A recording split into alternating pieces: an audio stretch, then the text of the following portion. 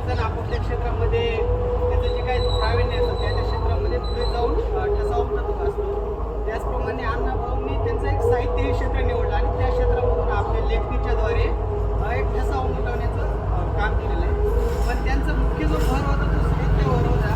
पण त्यांनी काय केलं, त्या काळामध्ये जी काही जाती व्यवस्था असेल किंवा कामगार असतील, श्रम करणारे यांना केंद्रस्थानी ठेवून की त्या सगळ्या समाजाला हे सांगितलं की या कामगारांचं पण जीणं आपण सगळं बघितलं पाहिजे. आणि त्याचं एक प्रसिद्ध वाक्य सगळ्यांना माहीत पण असेल की ही पृथ्वी काही शेषाच्या मस्तकावर नाही आहे, तर ती कामगारांच्या तळहातावर धरलेली आहे.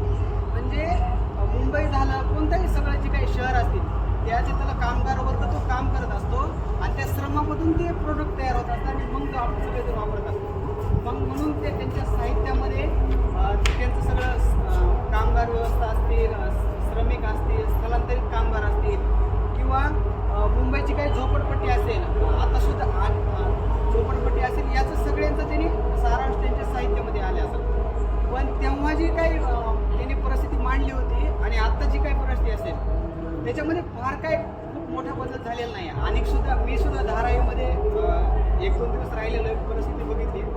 आणि सुद्धा अक्षरशः खूप बिकट परिस्थिती आहे तिथं. आणि सुद्धा म्हणजे आपण त्यांचं साहित्य केव्हा 1960 वगैरे त्याच्या अगोदरच आहे आणि परिस्थिती आता पण जवळजवळ तशीच आहे.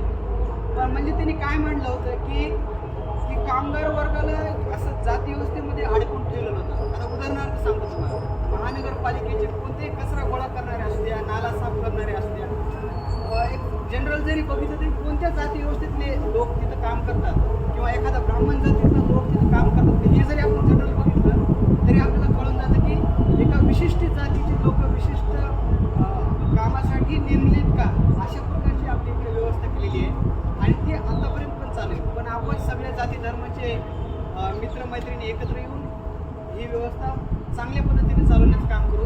आणि या जयंतीच्या निमित्तानं आपण एवढं जरी ठरविलं, त्यांनी तर आंबेडकरांनी असेल किंवा अण्णाभाऊ साठेंनी असेल, एक समताधिष्ठित म्हणजे एक समान पातळीवरची सगळ्यांना समान न्याय असणारी व्यवस्था निर्माण करण्याचा प्रयत्न केलेलाच आहे.